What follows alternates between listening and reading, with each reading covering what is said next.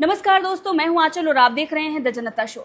हरियाणा में कांग्रेस समर्थकों ने उत्पात मचाना शुरू कर दिया है। चुनाव से पहले ही अभी सरकार भी नहीं बनी है, लेकिन कांग्रेस समर्थकों की गुंडागर्दी चरम पर है। पलवल में एक व्यक्ति को गोली मारी गई क्योंकि उसने बीजेपी प्रत्याशी का समर्थन किया। और अब हिसार जिले से खबर आ रही है, एक बुजुर्ग पर हमला इसलिए किया गया क्योंकि उसने बीजेपी प्रत्याशी कैप्टन अभिमन्यु को पगड़ी पहनाई थी। बुजुर्ग पर हमला, दलितों पर हमला और अपने ही दलित नेताओं के लिए अपशब्द इस्तेमाल करना, ये कोई और नहीं कर रहा है बल्कि कांग्रेस के ही समर्थक कर रहे हैं। हुड्डा राज में दलितों और पिछड़ों पर जो अत्याचार हुआ वो हमने आपके सामने रखा। इसीलिए पिछले 10 सालों में हरियाणा की जनता ने बीजेपी को चुना।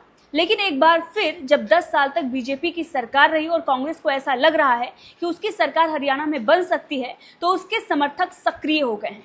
और सक्रिय इसलिए हुए हैं जनता की सेवा के लिए नहीं, बल्कि उन पर अटैक और हमले करने के लिए। आप देख सकते हैं बगल में ये तस्वीरें हैं, एक बुजुर्ग हॉस्पिटल में है और अपनी पूरी कहानी बयां कर रहा है कि कैसे उसने बीजेपी प्रत्याशी को पगड़ी पहनाया और उसके बाद फिर उस पर हमला किया गया।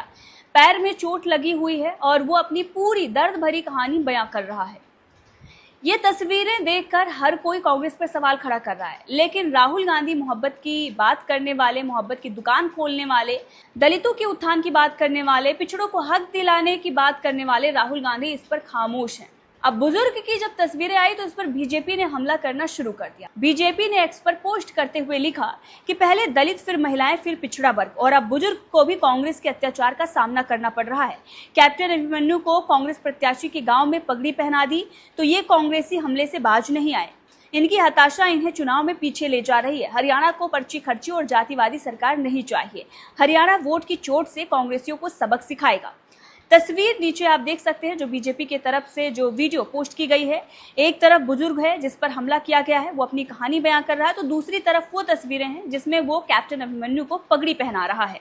तस्वीरें आप देख रहे हैं और साथ में ये लिखा हुआ है कि पेटवाड़ की दयानंद दुहन को कैप्टन अभिमन्यु को पगड़ी पहनाना भारी पड़ गया है।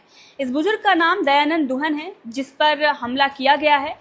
और इससे पहले पलवल की तो घटना आप सभी ने देखी, व्यक्ति पर गोली चलाई गई। इसके साथ साथ और भी कई सारे जगहों से ऐसी ही खबरें सामने आ रही हैं जहां पर कांग्रेस के समर्थक व्यक्तियों पर इसलिए हमले कर रहे हैं क्योंकि वो किसी और पार्टी को समर्थन कर रहे हैं या फिर उनके मन मुताबिक वो काम नहीं कर रहे हैं।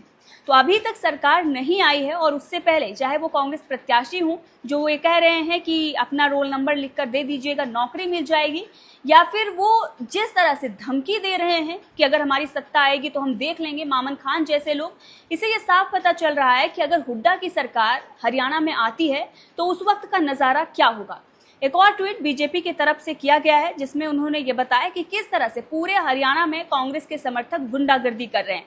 बीजेपी ने ये लिखा है कि पहले हांसी, फिर पलवल और फिर पेहवा में कांग्रेस के चुनावी टांडों का पैटर्न एक ही है। दरअसल कांग्रेस के उन्मादी दबंगों को ये भ्रम हो गया है कि अपना राज आ सकता है, इसीलिए वो रोहतक को जलाने जैसी घटनाओं का ट्रेलर दिखा रहे हैं।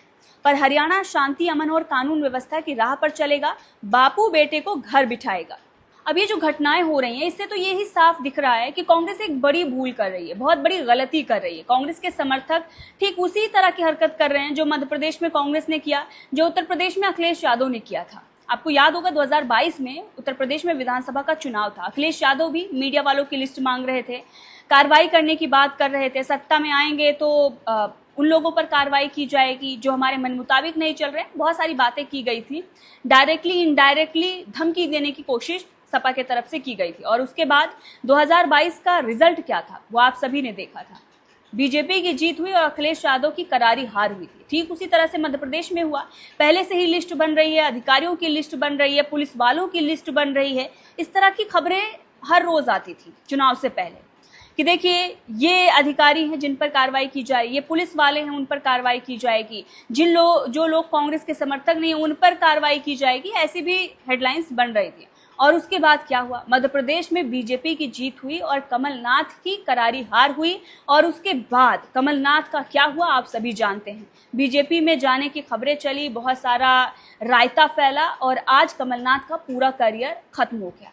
तो वैसा ही हुड्डा के साथ ना हो जाए, ये खबरें देखकर कहीं ना कहीं कांग्रेस के लिए चिंता जरूर हो रही है, क्योंकि जो गुंडागर्दी चल रही है उससे जनता कहीं ना कहीं त्रस्त नजर आ रही है। देखिए, एक यूजर ने एक्स पर कमेंट करते हुए लिखा है बीजेपी के ही पोस्ट पर कि तुम्हें लगता है वीडियो पोस्ट करने से कुछ होगा? वोटिंग वाले दिन गांव में कांग्रेसी, दलित और बीजेपी वालों को वोट डालने ही नहीं जाने देंगे। गांव की गलियों में गन्स लेकर खड़े हो जाएंगे। जो लोकसभा में किया अब वही दोबारा करेंगे तुम्हारे साथ। तुम बस वीडियो पोस्ट करते रहो, मजबूत एजेंट मत लगाओ। ये देखिए, जनता खुद ये कह रही है कि आप अपने एजेंट्स को मजबूत बनाइए, क्योंकि जो लोकसभा में हुआ है वही विधानसभा में भी होगा। दलितों को वोट डालने नहीं जाने दिया जाएगा, बीजेपी के समर्थकों को बूथ तक नहीं पहुंचने जाने दिया जाएगा। ये सारी बातें जनता ही लिख रही है। तो कहीं ना कहीं जनता के बीच में भी इस बात को लेकर डर है कि कहीं जो ये गुंडागर्दी अभी हो रही है, वोटिंग वाले दिन ऐसा कुछ ना हो जाए। बहरहाल, जिस तरह से खबरें आ रही हैं वो चिंताजनक है और कानून व्यवस्था चुस्त दुरुस्त होनी चाहिए, इसकी मांग जनता भी कर रही है।